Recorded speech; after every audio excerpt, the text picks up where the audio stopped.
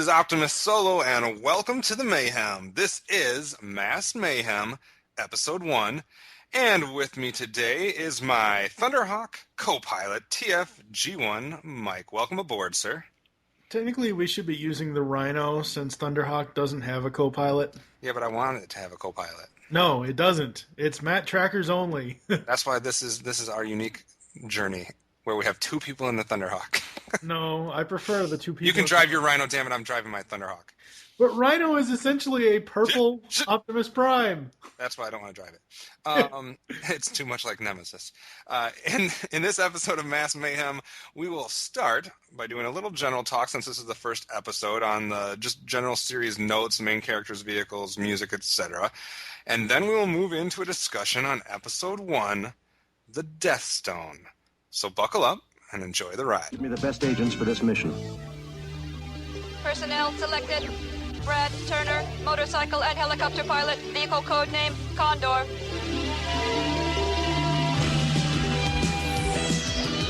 Bruce Sato, mechanical engineer, mechanical specialist, vehicle code name Rhino.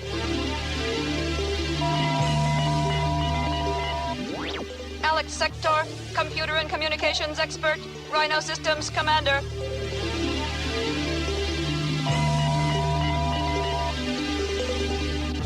Hondo McLean, weapons specialist, tactical strategist, vehicle code name Firecracker.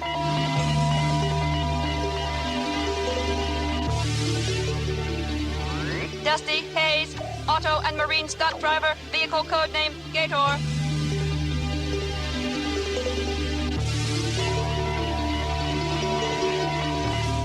Buddy Hawks, master of disguise, intelligence expert, firecracker. All right, now some of you might be used to us talking a little bit to each other, or giving some background on what we've been doing lately and this or that. But M.A.S.K Mayhem, we're not doing that. If you want to know more about us, tune into any of our other shows on the Geekcast Radio Network. But here on the M.A.S.K Mayhem, we are getting right after it and jumping into it. And I think first we should talk a little bit about the main characters that are obviously introduced in Episode 1 that we will follow throughout many episodes. Now, obviously, there will be additional characters that come along the way, and we will talk about those when it is appropriate. But the main characters introduced here in Season 1. First of all, for the good guys, the Mobile Armored Strike Command, we have the leader, Matt Tracker. We have Bruce Sato, who is obviously the Asian of the group. Yeah. We have Alex Sector, Hondo McLean, Buddy Hawks, Dusty Hayes, and Brad Turner. So we have 7 good characters, so to speak. And we don't really get too much into the stereotypical characters, which we will get to as we introduce more characters. But out of those 7, did you have a favorite growing up, or one that you were more drawn to, Mike? Growing up, I liked Matt Tracker. Mm-hmm. Now that I'm an adult, and I'll get into this later, I don't like him so much anymore. One thing to note about this, these main characters that we have just mentioned, is that 1, 2, 3, 4 of them are all voiced by Doug Stone. This is one of those shows, and if you are familiar with our podcast, you've probably heard of us talk about this during Tooncast Classic, when we talked about some episodes like Silverhawks or Thundercats or this or that. This is one of those shows where there is like 7 voice actors doing all of the voices. Yep. So it's a very small voice cast. There's a lot of people doing a lot of different characters, and yeah, for the Good Guys team, at least in this beginning, with just those main 7 characters, you are not getting a lot of different voices as far as people go. As far as people go, yes, but there are distinct voices. I almost called him Matt Tracker. Doug Stone did an amazing job of going from Matt Tracker to Bruce Sato to Alex Sector. Well, you didn't do Alex Sector. Oh, not Alex. Hondo and Dusty. Yeah. Yeah. I think out of those 7, now obviously you're meant to be drawn to the leader. Yep. You're meant to be drawn to Matt Tracker, who, when I was a kid, I always thought like he looked like Duke's brother. He does, yeah. From G.I. Joe. So obviously there's a little bit of you as a kid that wants to be drawn to Matt Tracker. I personally kind of like some of the side characters. I liked Dusty, and I liked Buddy. Yeah. Um, the most probably. Bruce was kind of weird to me. Alex Sector, he was cool and all, but he almost didn't look like a good guy to me. He's the bald headed. He's got the big red like beard and goatee, and Arr, the Pyrite. yeah. And Hondo just seemed a little. I like his look, but he seemed a little slow to me when I was a kid. Just I don't know if it was the way he spoke or this or that. Yeah. And it kind of gets me into what I wanted to bring up next. The reason I couldn't really like Hondo as a kid was because I didn't like his mask. And I think that's really where it comes into play. Whose mask do you like best out of those 7 good guys? Matt's, easily. Yeah. I like Matt's and I like Dusty's. For some reason. Dusty's is okay. Buddy's looks like some type of animal. Yeah, it's a little too weird. I mean, Hondo just gets a set of glasses, basically. Yeah. You can still see Alex's beard. Yeah. Bruce looks like he's getting ready to go fight fire. And Brad's is kind of cool, I guess. Maybe Bruce and Mati share powers. Fight the fire of the art. But I do agree with you 100% that I like Matt's mask the best. Sticking with the good guys, just some more general talk. Whose vehicle did you like the best? Now, this is before you answer, to me, there's a lot. It's not like a clear-cut winner here. It's not like an obvious answer because the Thunderhawk was very cool. Yeah. Rhino was very cool. Condor was even cool. Yeah. What vehicle did you like as a kid? As a kid, because I had it, and I absolutely loved it, I had Rhino, and I loved Rhino. Like, you see Rhino coming, you better run. I'm so sad because I never had any of these toys as a kid. Oh God! See, that's and some of my friends didn't. So much different than any of our other shows because we're coming from almost 2 different perspectives. Because I had a majority of the M.A.S.K toys and you didn't, and that's weird for me because I always had the toys for all the cartoons. Yes, and for me, just really quickly on a side note, as far as the toys go, I've said this before on other podcasts. I believe I was the only one of my friends to have Boulder Hill. Yeah, that was never even saw it. The best play sets ever. I will say I like Condor in the show. Yeah. Not so much as a toy. Yeah. Because in the show it just looks cooler, and in the toy it's kind of small compared to like the Thunderhawk and Rhino. I personally like Thunderhawk the best, just because as a kid, how can you beat a car with wings like that? It was very cool. Mm-hmm. So I would have probably gone with that, but I can see why people would like Rhino or some of those other ones. Let's transition a little bit into the only 3 bad characters that show up to begin the series, and that is the leader, Miles Mayhem, Sly Rax, and Cliff Dagger. Those are the 3 bad guys we're introduced to in this first episode. Now, sorry, Cliff Dagger, his mask is terrible. Well, not only is it terrible, but when I was watching the first episode, which we'll get to later, the first thing I thought of was, oh my God, it's Man in the Iron Mask before Leonardo DiCaprio made that movie. I was like, holy shit. It's the worst mask featured in the entire show. Yeah. From beginning to end. Yeah. Now, I say that with not 100% memory of every episode, so maybe someone will come along later on that we'll review, and I'll say, what the freaking hell is that? But right now, this looks so much like it looks like a grunt, like a clone type, like just a bad guy with no name. Like just some foot soldier type guy. Oh yeah. It has not any of the personality that any of the other ones have, and none of the other ones basically have like a face painted on them. Yeah. Like the other ones have places for your eyes or places for your mouth or whatever, but it looks like somebody took a thing and just painted a face like a jack-o'-lantern on it. Yep. So his mask is terrible. He as a person is kind of a cool looking bad guy. He's all right. I mean, he's your prototypical, kind of just he looks like a villain. Sly Rax, I will say I loved his voice. Yeah. He reminded me of a character from a second G.I. Joe reference. He almost reminded me of, I want to say Shipwreck, like Yeah. an evil version of Shipwreck. Yeah, I can Um, see that. and just like um, the good guys, I am a little bit drawn to, as far as masks go for the bad guys, to the leader, Miles Mayhem. Miles Mayhem. Oh, yeah. He Most has definitely. a awesome get up. Yes, he does. He may be one of the coolest looking bad guys in all of 80s cartoon. When he has the mask on. Well, yeah, when he has a mask on. When he has the mask off, he looks like your prototypical boss. Yeah. You know, he's got the mustache. He looks like a general, an army general type guy. So, I don't know. I think it's a good start with the three bad guys. It's a little odd that we're only introduced to three bad guys compared to seven good guys at the beginning. Yeah. But that is kind of standard throughout 80s cartoons, Oh, yeah. that you have more good than bad.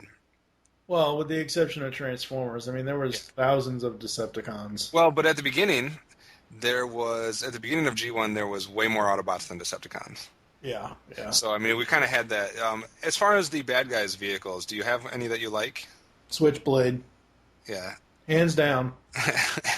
Switchblade. Because the other two, or the other one, Cliff Daggers, I'm like, so wait, it just becomes a gun turret? Really? That's it? And it looked like a horrible 80s Chevy Blazer that my aunt and uncle had. I did like the toy of that. I like the Jackhammer toy,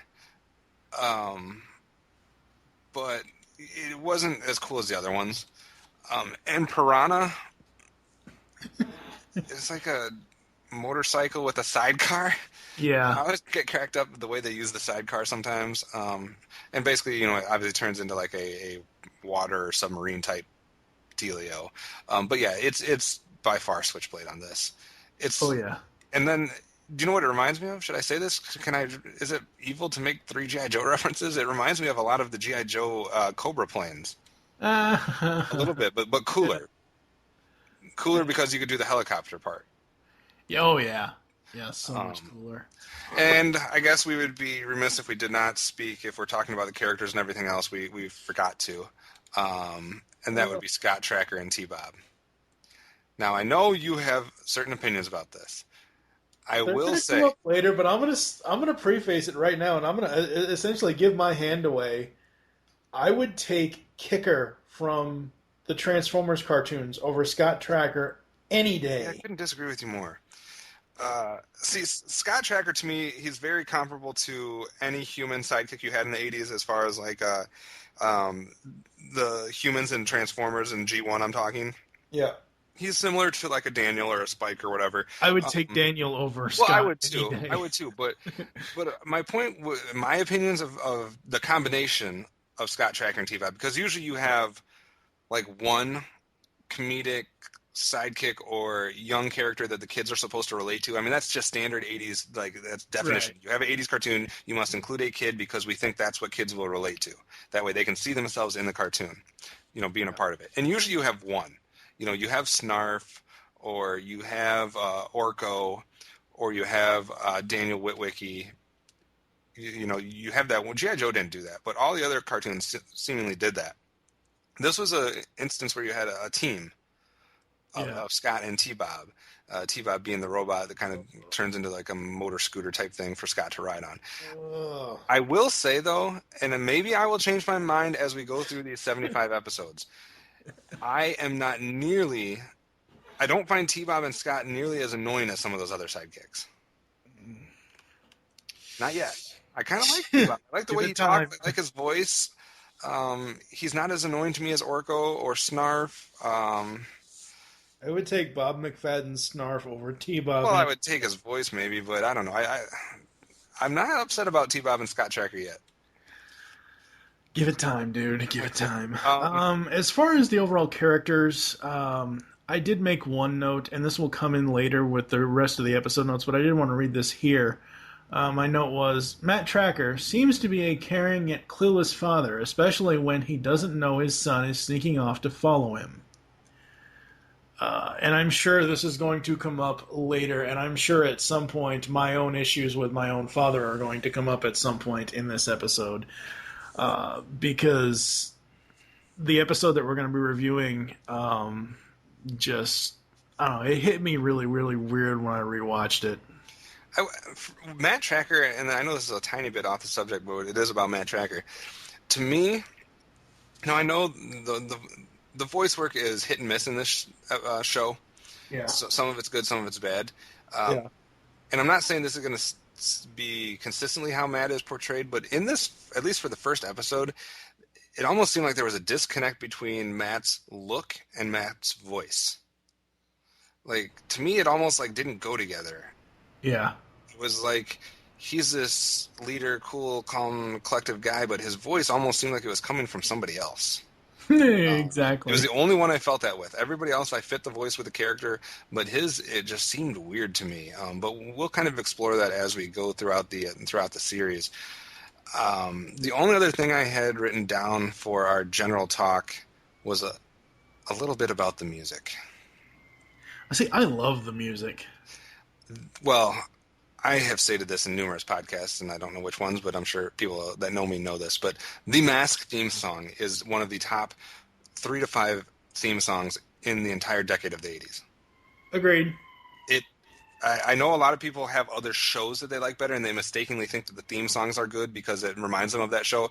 This blows away almost every other boys action theme song out there. It's better than G.I. Joe. It's better than Thundercats. It's better than Silverhawks. It's better than Transformers.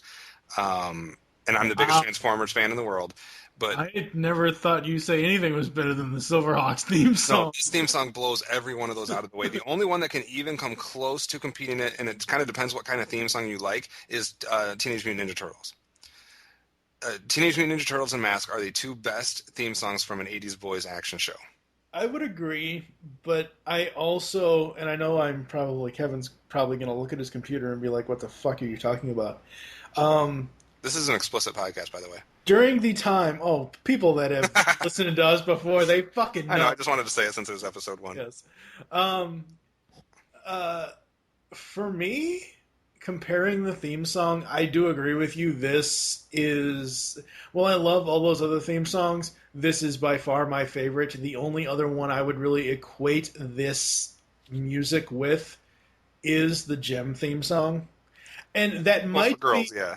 Right. Well, another thing is that might be because when I caught these episodes of M.A.S.K, in reruns in syndication as a kid, I saw them either right before or right after Gem. So that's why I have the connection between the 2 shows. If I was ever creating a cartoon, if I somehow had the ability to create a cartoon, and it came time for the theme song, I would search out whoever made the M.A.S.K theme song.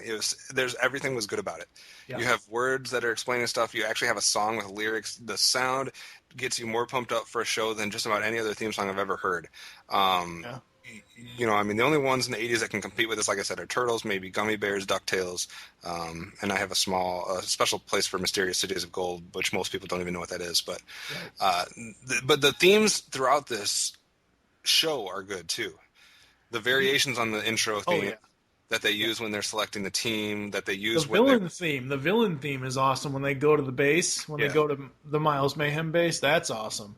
Yeah, there's great themes that come out throughout. I'm sure at various times throughout our journey we will come back and talk about the music, but we just had to get that out of the way right now that this show musically kicks some butt.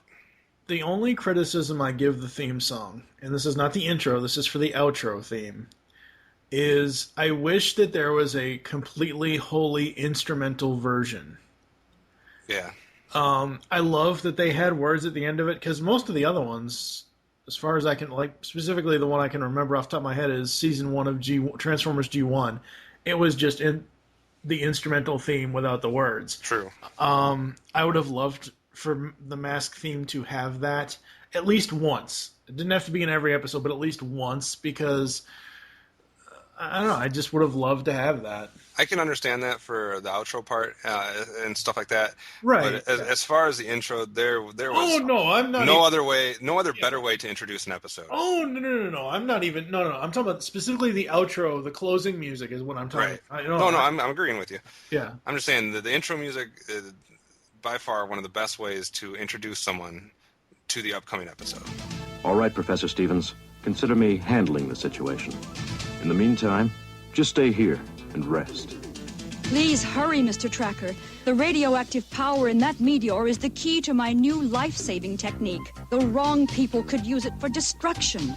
Not if I can help it. And now we move into Episode 1, The Deathstone. This is the first episode. We're just going to jump right in, give you a little bit of a plot synopsis, and then we'll give a few comments on the plot in general. To start things off. Now, the episode, you start off at a dig site, basically, where a meteor or something to that effect has landed. We're introduced first to a character, which we'll later find out is a character named Professor Stevens, and she is videotaping the scene there where the meteor is coming down, and then we are introduced to what seems to be some bad guys because there's some type of craft that is stealing the meteor, which we will later find out is the Deathstone. All right. There's a chase that ensues, which sees Professor Stevens fly off a cliff into water below, and the bad guys, which we'll later find out is V.E.N.O.M, have stolen the Deathstone. We then jump to Boulder Hill, and Matt Tracker, who has gathered Professor Stevens. Wait a second. Sorry to interrupt you. It was at his house first. He wasn't at M.A.S.K headquarters. Well, at his house, which is connected to M.A.S.K headquarters. And they basically kind of skip over it by saying, hey, a member of my team found you or rescued you, blah, blah, blah. And so Professor Stevens is at his house. And she has heard of him, so there's some type of connection there that we're not 100% sure why they know of each other. But she quickly kind of explains to him the threat that is out there. And that this meteor had some special powers. And in the right hands, it could help create life, save life, bring life. And in the wrong hands, it could take away life. So essentially, it's the Holy Grail before Indy went to the temple. Yes. So the main gist of that is you need to get this back before it's used for evil. Yes. Classic good versus evil storyline. So Matt Tracker then introduces us to the M.A.S.K assembly montage, and the team is selected, and on goes the task to get the stone back. Now, what we don't know, or what the M.A.S.K team doesn't know, is when they're assembled and they go out to find the stone and get it back from V.E.N.O.M, that Scott and T-Bob do stow away in the back of the Thundercracker. Thunderhawk. Yes. Did I say Thundercracker? Yes. Well, it's Transformers in me. And then we have the whole chase, and V.E.N.O M has broken the stone into 3 pieces, so it's like a 3 different prong chase scene. We do have, at one point, Scott being thrown from the Jeep thing, and then Hondo covering him and getting hurt. So Hondo is hurt. That's kind of there's 2 main storylines here that kind of break off here. One is getting the stones back, and one is Hondo being hurt, and is he going to be all right, and because he had to save Scott, etc. Right. Now, the rest of the episode is basically each part of the Deathstone being tracked down by the different M.A.S.K vehicles and people.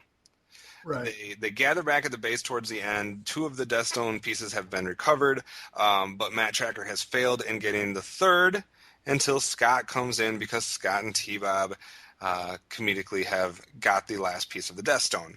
They combine the Deathstone, use it to save Hondo's life, and everybody lives happily ever after. That is the main plot for the first episode. Now, not necessarily getting into your favorite parts or your least favorite parts, because we'll get into that in a minute, but just as a general plot, did you have any thoughts or notes about this one? Oh, boy. Really? They're going to do a meteor story right off the bat, and I am the evil businessman. I will cut this up and sell it for billions of dollars. This is just classic 80s storytelling with, cliche upon cliche upon cliche. There's a lot of that, which you can kind of expect. Yeah, I mean, I don't know. To me, this is one of the problems, but I can kind of this is a pilot episode. Yeah. So there's a lot of things that are going to have to be introduced and gone over and brought to the attention of the viewer. Right. So maybe you give it a pass, because in a 22-minute episode, that's a lot to do. But they did it well, though. but I'm saying what they should have done, which is what most shows did, is the pilot is not a singular 22-minute episode. Right. It's a multi-part. Yeah. The pilot is 2, 3, or 5 episodes. Because what that does is it allows you to not just introduce everything, which I mean the characters, the main themes that are going to be done over and over again, the sequences that you're going to get used to, because a lot of 80s shows, there's routines. There is like the M.A.S.K team being assembled, which you're introduced, and you can expect that every time. That's like Thundercats, holding up the sword and doing Thundercats ho, or Mumra or Monstar's transformation. There's stuff that happens over and over again. Yeah. And then you have to have that because kids like that. Yeah. Right, so you have to introduce characters, you have to do all that stuff. To do all that in 22 minutes is impossible, to then also have a story that has a good plot. Yeah. Unless you do 2, 3, or 5 episode pilots or miniseries, which a lot of them did miniseries first. Right. And so my problem with the plot in this first episode is there is no plot. Yeah. Now, it's not because it couldn't have been. You could have had a complex plot, given the fact that you have this stone, and it can do different things, and it's out there, and the bad guys have it, and you have to try to track it down. But to do that in 22 minutes, it became literally the entire episode was a chase. The entire episode was the good guys trying to track down the bad guys in vehicles to get these pieces back. There's nothing else to this plot. I mean, they kind of tried to throw a side story in with one of them getting hurt, and because then you need the stone. Yeah. And then it will kind of complete the story, because the stone will be destroyed at the end by using its powers to save him. So you don't have to deal with it again. But that's the only attempt at a side story. Otherwise, it's basically vehicles chasing other vehicles trying to get a rock. Yep, pretty much. So there really is no plot. No. And I will give it a pass somewhat, only because it's a pilot episode, but I think it's their fault for trying to do a pilot episode as one singular episode. Switching to laser-guided jet mode. Condor to Mach 1.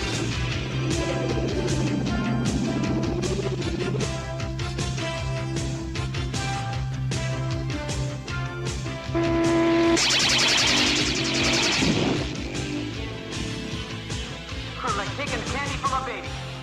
Now, before people think we're going to be negative Nancy's throughout this whole thing, we're going to talk about some highlights. We're going to change it to positive. We're going to talk about some highlights from the Deathstone. Would you like to go first? Oh, yes, because they're few and far between. Yes, we're going to be positive.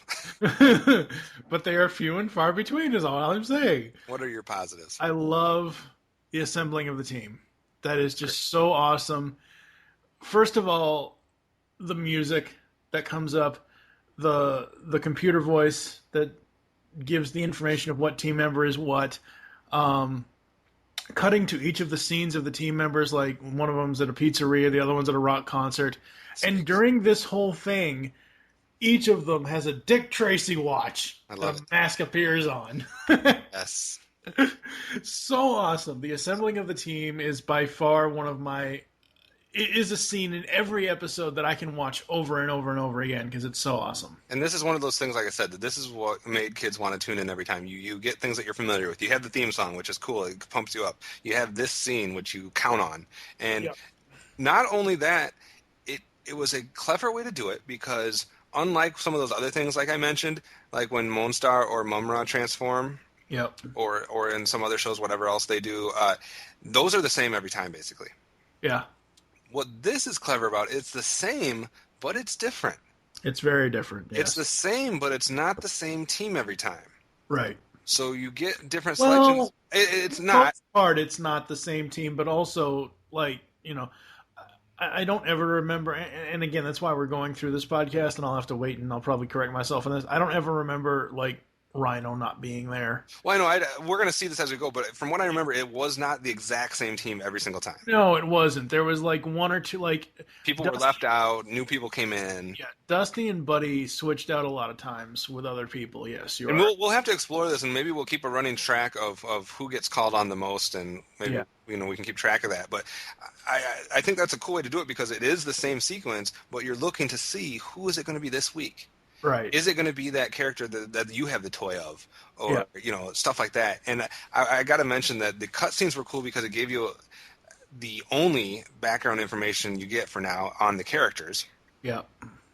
And there was also some clever things, like they have the pizza falling on the floor.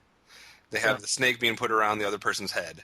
Yeah. My favorite, though, and even as a kid, this struck me as odd. The teacher that's sitting in front of the class, his Dick Tracy watch goes off, which is what alerts all of them that it's time to go. He leaves. He just leaves. The entire class has nobody watching them now, and he's out of there. That's a job he won't be keeping. It always struck me as weird because even as a kid, you're like, that never happens. The teacher never leaves us. Yeah. I love that sequence where he just is like, bye, class, and he doesn't even say anything. He just walks out. Yeah.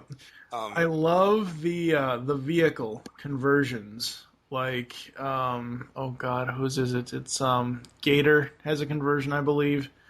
Gator, Condor. Gator and Condor have the conversions. They do the Thunderhawk too. Thunderhawk and Rhino have conversions as well, but I mean, Thunderhawk essentially it's a DeLorean. Yeah. I know that's not what the car is in the cartoon. It's supposed to be a Pontiac. I don't know what the hell. It's supposed to be something I forget. But like as soon as I saw that, I was like, oh hey, it's a DeLorean in a cartoon. But I love the vehicle conversions because they were so awesome. And yes, I'm calling them conversions and not transformations because I think there's a Camaro by the way. They convert Camaro. Okay. I think. Yeah, but. You're right. I love the vehicle abilities like the hologram projection. What does Mats do sometimes? What does Thunderhawk do sometimes? Well, they all. I think as we see this, they're all going to do different stuff as we go through because I don't think that was consistent. No, well, like Rhino's consistency was the lasers out of the smokestacks. But we had lifting beams, we had freeze rays, we had holograms, right? We had Mach speed. Yeah, that's one of the things that. The things though. The thing I agree with you 100%. The cars and their abilities. Yeah. Or the M.A.S.K and their abilities. Yeah. Are really because as a kid you like all the gadgets.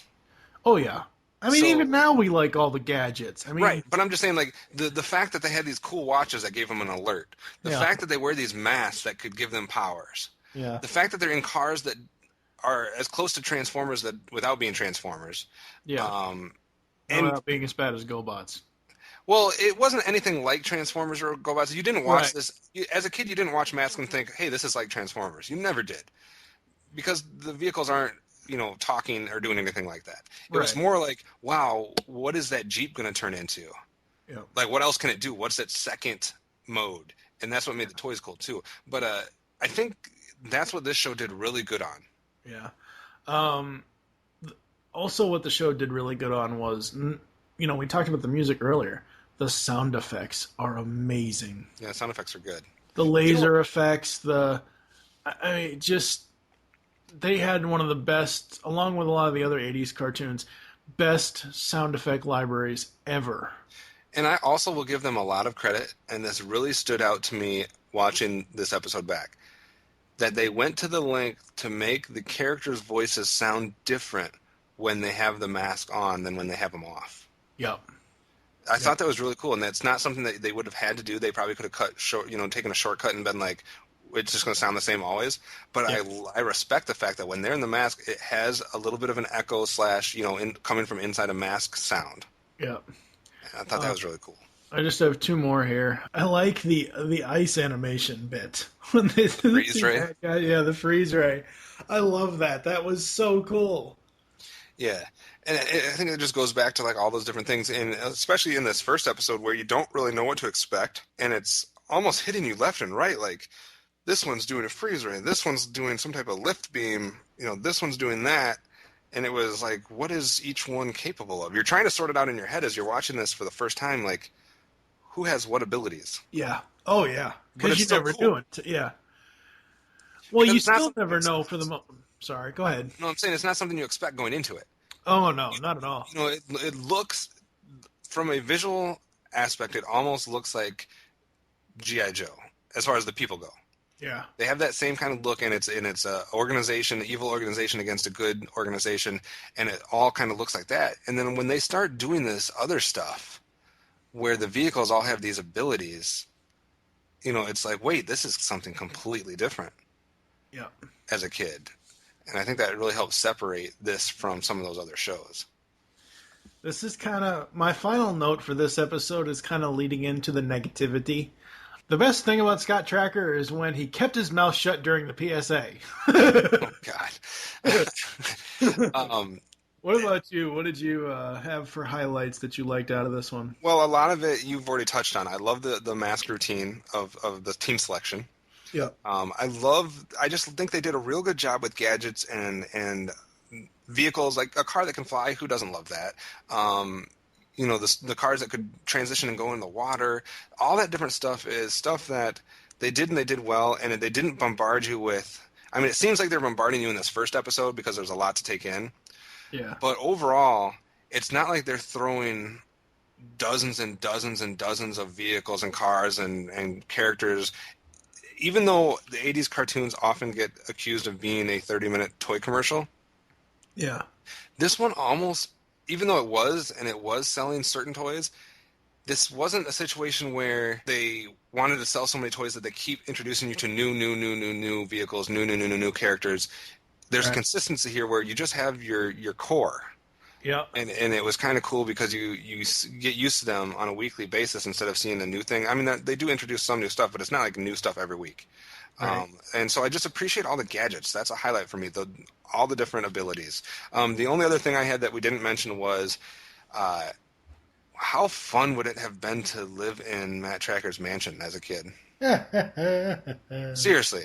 I mean, they show him playing ping pong or whatever with T-Bob and then scooting around on the scooter with him from place to place. And there's, secret tunnels and he can spy on his dad. And there's windows that have barriers that come up. And I mean, it's a kid's dream house. Yeah, it is. So I gotta love not only the vehicles and all the gadgets, but the actual like houses, buildings, locations, and stuff like that. Yep. Though at least the ones that we see in this episode. Right. So those are my highlights. Hang on, Scott.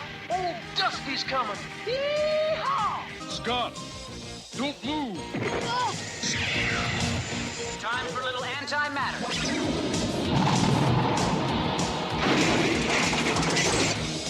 That should hold them. We've got a job to finish. Matt, your kid's here.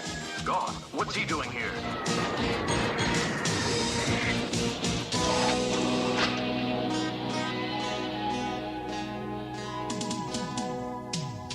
Honda's hurt, and it's all my fault. Unfortunately, we could only stay positive for so long with this first episode. And now it's time to put the low beams on. I got to start with a couple things, and we'll kind of go back and forth. Go ahead.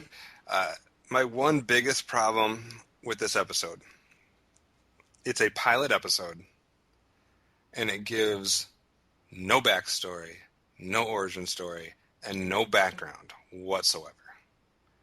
The only background you get is the brief seconds that you could somehow get from the team selection sequence.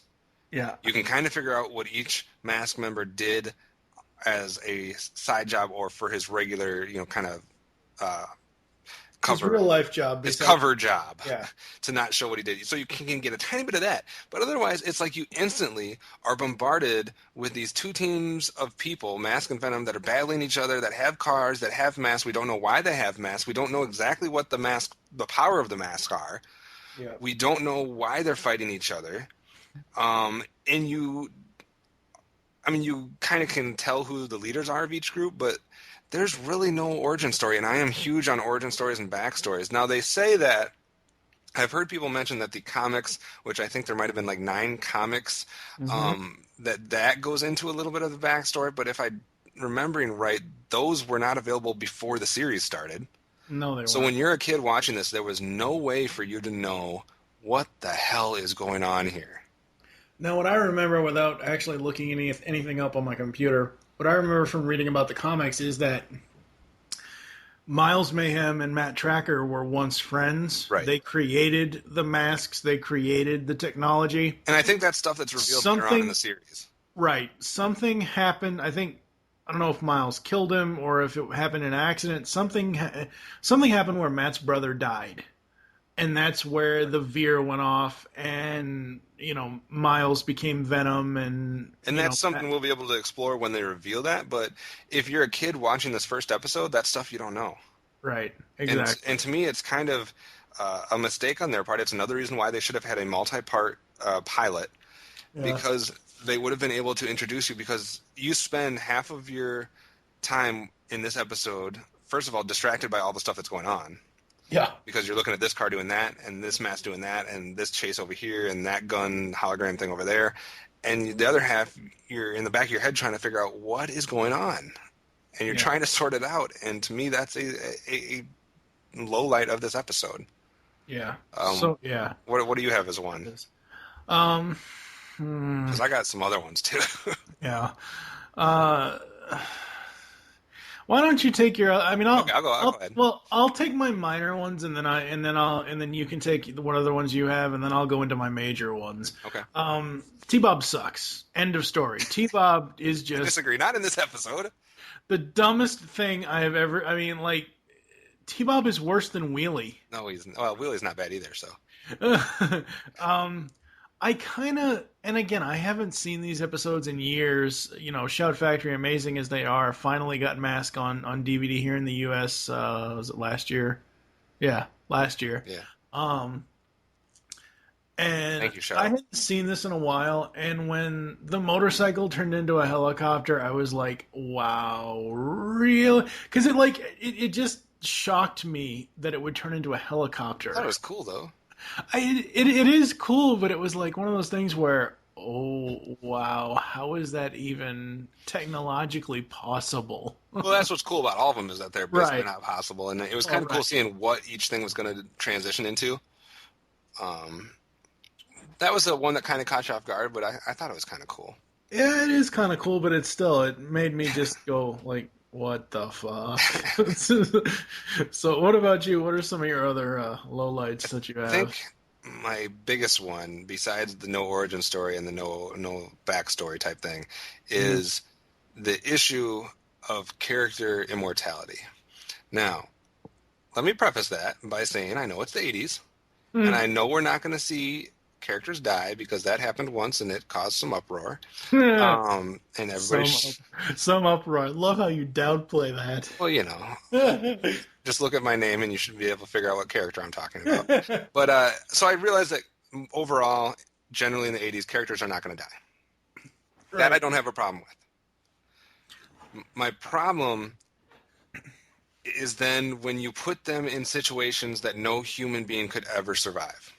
Exactly. Like, if you're not going to have anybody die, that's fine, but don't have them in death situations.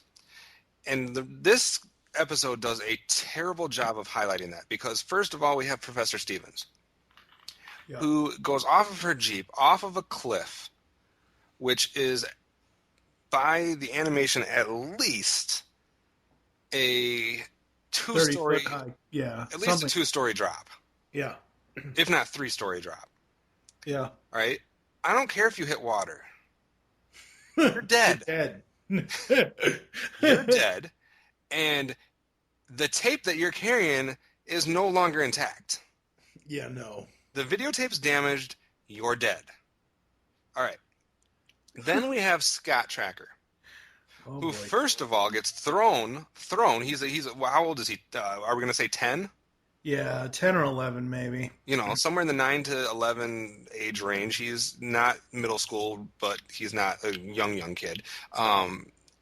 He gets thrown from a moving vehicle out the back onto a not water, not a padded room. He's thrown onto dirt, pavement, rocks. Yes. Right? He's dead. Okay, let's say he survives that. At least he has a concussion. Let's say he survives that without a couple broken arms and legs. He later gets in a helicopter / plane. Yes. He gets into Miles' vehicle and starts to bounce around the pavement on it because he can't fly. Yeah. So it's literally like bouncing around almost like this is the most cartoony sequence of the entire episode. And he survives that. Yeah. Right? So that's bad. Those are bad things because I can understand that they're not going to die, but don't have them do these things that are just like something that you can't relate. Because he's a kid you're supposed to be able to relate to. You can't relate to somebody flying out of a car and not having a scratch on them. Yeah, What makes it worse, and this is the ultimate lowlight of this entire episode, is when Hondo, though, covers him up, gets hit by nothing, and is gravely... I know. I watched that scene like 5 fucking times before we recorded this episode, and I was like, wait a second, nothing hit him. How is he near death? And even if they didn't show it, I mean, I know they show whatchamacallit blows up the bullet, and there's rocks and debris falling, and maybe we're supposed to think that a big rock hit him or something. That's fine, but you can't have one character go flying off a cliff 3 stories high, survive, another character get thrown from a Jeep, and the same character being bounced around in a helicopter, and they all survive. This guy lays over somebody, might possibly get hit by a rock, and he is on the verge of death. Yeah. That, to me, was the worst part of this episode.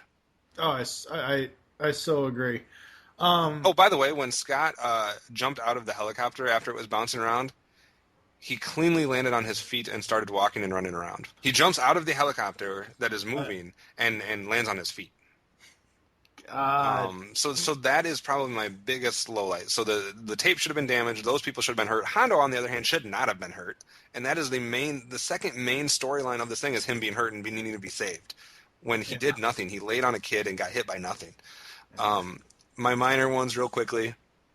There's a scene where the M.A.S.K team is trying to locate the Deathstone, and they use a radiation tracking satellite because the Deathstone will have radiation in it.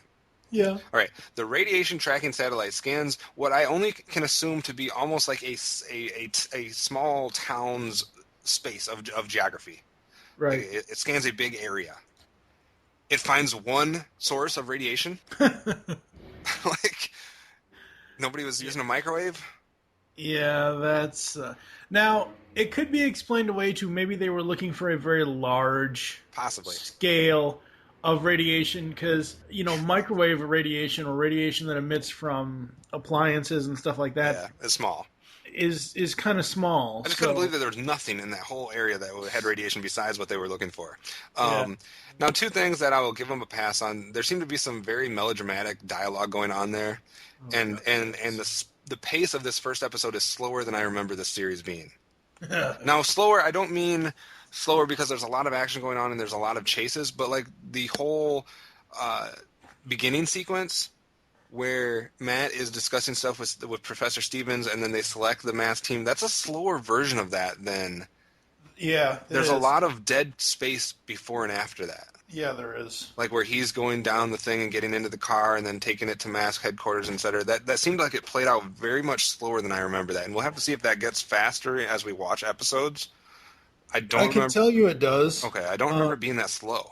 The reason why I can tell you it does is because I don't remember them always using the under shuttle. the tunnel car, the shuttle car. Yeah, I don't remember them always using that sequence, but I see why it is needed in this episode. Yeah, it shows the connection there and whatnot, but it just seemed like it was very slow. Like they needed to fill some time, so they made those scenes very slow. Yeah. My last one, and this is another one that kind of made me go. Now I like all the gadgets, and I like the freeze ray that's used, and a lot of the different. I couldn't keep track of them all because there was so much happening in the first episode, but I liked a lot of the stuff the cars were doing. Yeah. I had a major problem with the fact that a missile, which I assume was a heat-seeking missile, somehow follows a hologram. Like he puts a hologram out there of the car, of the vehicle, and the missile then decides to latch on and follow a hologram. Now, maybe I'm retarded. I thought holograms were visual. Well, there are holograms that are almost real. They're called hard light constructs.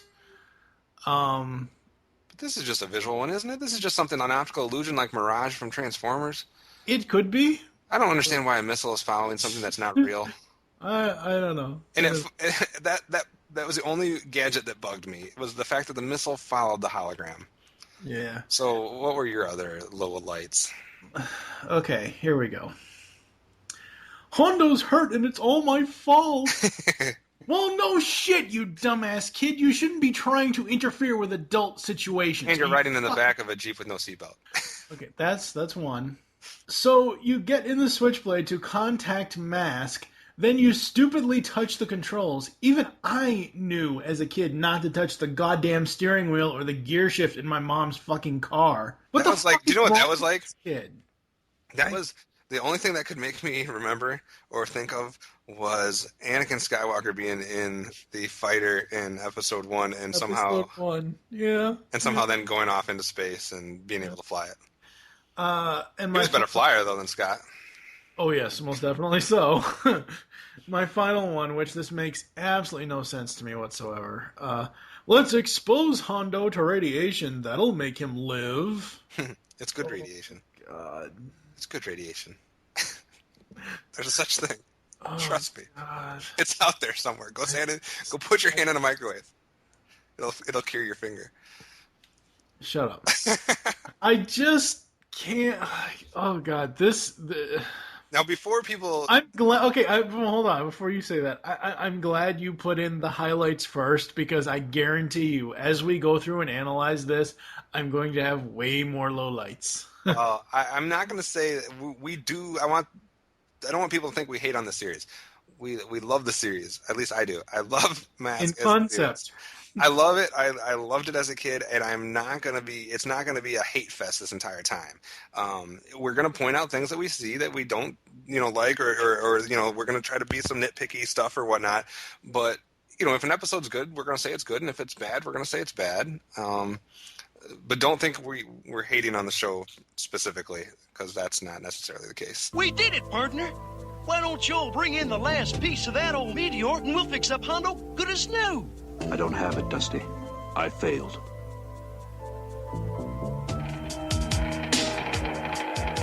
Hey, anyone want a meteor? Ta-da! It was stashed in the truck me and T-Bob took.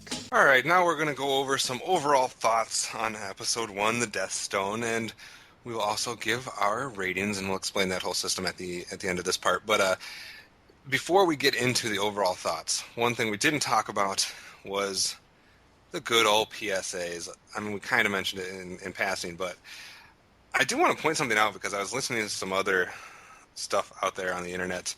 And there was some confusion on why the PSA was included in these episodes. And the question was it included as filler because they needed to fill more time? Was it included because it was supposed to be some comedic relief or whatnot? And I think apparently those people that were questioning that forgot what the 80s was like.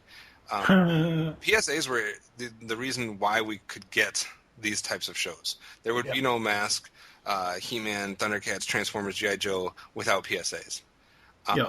Because there was parental groups galore that would have protested this stuff out of the airwaves if there was not some type of pro-social announcement at the end. So this is mandated. They didn't have a choice. They had to have these in there. And each show had their own way of doing it, but the reason they're there, if you're wondering, is because they had to be. And the PSA in this one was a kid looking both ways before he crosses the street so he doesn't get hit by a car while he reaches down for his baseball. Yes. And it was fantastic. Lame. So we will see what the other ones are, but this is your prototypical 80s PSA. Fantastically lame. So then for overall thoughts as far as Episode 1, The Deathstone, goes, go ahead, Mike. It ties into my rating, so why don't you go ahead first? All right. Well, I'll go into that, and then I'll explain the ratings, and then we'll let you go. Yeah. Some of my main thoughts on this one, there was no stone left unturned in episode 1. There was no tricks that were up their sleeve that they did not show us or use in episode 1. Yeah. From the standard things like the M.A.S.K, the team selection, to the kids tagging along and causing problems, but then somehow being the heroes, to the every single episode vehicle being showcased. Yeah. Every vehicle having a transition, having different gadgets and weapons, the watches, they threw everything at you. I agree. In episode 1, they introduced you to everything to the point where it was almost too much. The only thing that was missing was the kitchen sink. Yes, there's nothing left. I mean, there will be new characters and there will be new vehicles and there will be new masks and stuff like that, but there is not a lot not shown to you in this first episode. Yeah. And because of that, we sacrifice the plot. Yes, exactly. And there basically is no plot.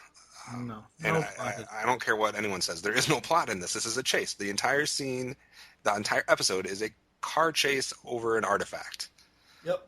Over an artifact that crashed to the Earth that, after it saved the life of a guy that didn't even need a life-saving procedure, it just dissipated. Yes.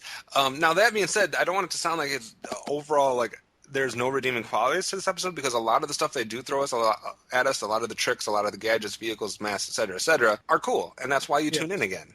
Yeah. So there's a lot of cool things for boys. Boys like their toys. Story-wise, it's got to get better. Yeah, it better get better. And the way we're going to do our ratings every episode is we are going to rate it on a scale of 0 to 5 masks. Yes. So we will score each one 0 to 5, and I will give my rating, and then I'll let you talk about your overall thoughts. My rating for this one, and only because it's the pilot episode, so I'm giving it a little bit of a slack, I'll give it 2.5 masks out of 5. So go ahead with your overall thoughts. The Deathstone gets a 2 out of 5 masks from me. Yes, it introduces the heroes and villains and all the awesome stuff that Kevin just mentioned about the theme song and the assembling the mask team and everything else. But it also shows that Tracker barely pays attention to his son's activities. I mean, like, what is this guy like? Is this guy supposed to be some 80s Tony Stark that doesn't pay attention to anything in his fucking life seriously outside of, running, his vehicle service? I mean, really? First of all, he's in a secret, room with this mass computer that there's a lot of, important things going on, message and stuff. No kid, nobody, no person, no anything should be able to overlook and overhear and eavesdrop on what's going on in that room. And yet Scott Tracker stands right there in the doorway, out of the corner of the doorway, and listens in. If it's that easy for a kid to do, you're inviting your nemesis and your the bad characters to. I mean, come on, get some better security here. Exactly. You know what? I just kind of thought of this, and the reason. And some people are going to be like, "Oh, you're hating this on this episode, giving it 2 and 2.5 masks." If you were to take every other '80s boys action cartoon, and if we were to do a comparison of all of the different pilots, literally, realistically, this would be at the bottom. It would be, yeah. Well, and the other thing is because this is just, as we've said before earlier in the episode, this is just a 1-episode pilot, whereas Transformers had a 3-parter, G.I. Joe had a 5-part miniseries, Thundercats had a was it 2-parter, 3? Well, they had different miniseries for each season. Right. But what I'm saying is, all of those other ones. This and Silverhawks would be the 2 probably worst pilots for a boys action show in the 80s. Yeah. I mean, even Gem had a better pilot because it was like, hey, this is going to be to be continued next week. Yeah. And they continued, even though Gem, the first 5 or 6 episodes were all individual episodes, they all tied to each other. They didn't list them as part 1, part 2, part 3, part 4, part 5. Maybe one day on Geekcast Radio we'll have a thing where we look at pilot episodes. Yeah, that's possible. But this is not a good one. No, not at all. And to be fair, on a 0 to 5 scale, 2 and 2.5, that's half of, It could be worse. We didn't give it a 0 or 1 or anything like that. Yeah. So We're not saying it's awful. There was some redeeming qualities in it. Oh yes. It's just from a story standpoint and stuff like that. It hopefully will improve as we continue our journey. Yes. So with that, we're going to take a quick break. Hold on. There's a battle we have to tend to. Be right back.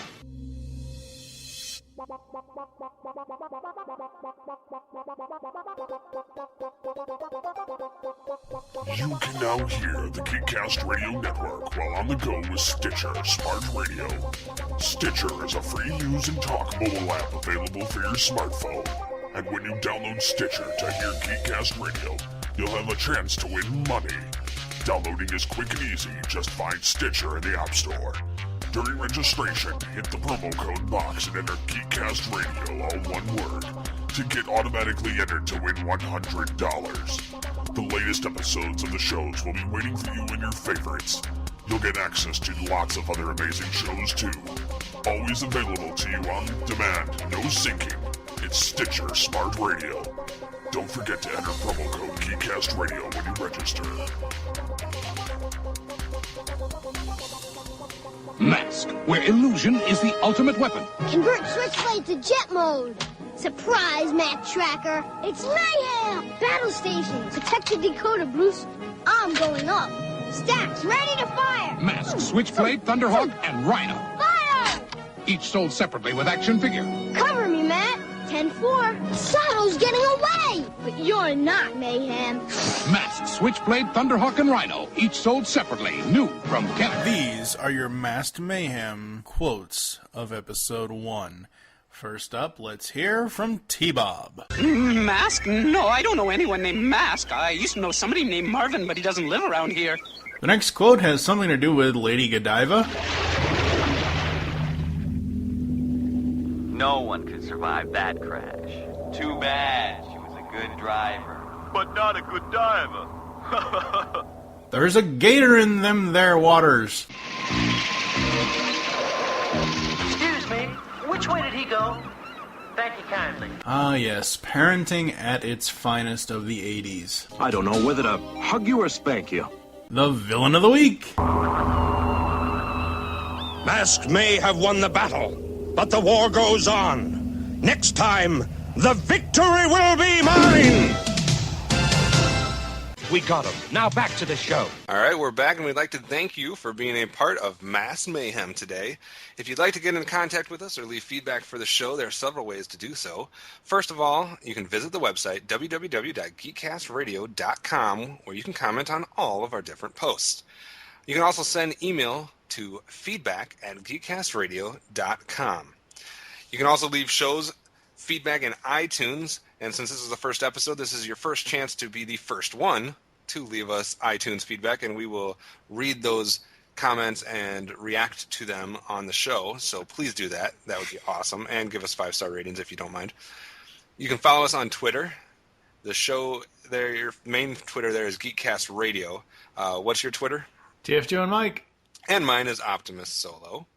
And you can also become a fan of us on Facebook, Geekcast Radio Network, and Mike does an excellent job of posting stuff about updates, giving you blasts from the past of old episodes that we've done, and all kinds of cool geeky-related stuff, so you should definitely become a fan of us on Facebook.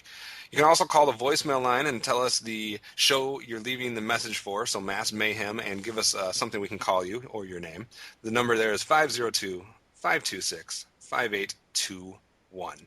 We hope you enjoyed this episode of Mass Mayhem, and don't forget to join us on our next crusade when we'll be discussing episodes 2 and 3, The Star Chariot and The Book of Power. For now, I'm Optimus Solo with TFJ and Mike. And tune in next time when we take another look at what lies behind the masquerade. Illusion is the ultimate weapon.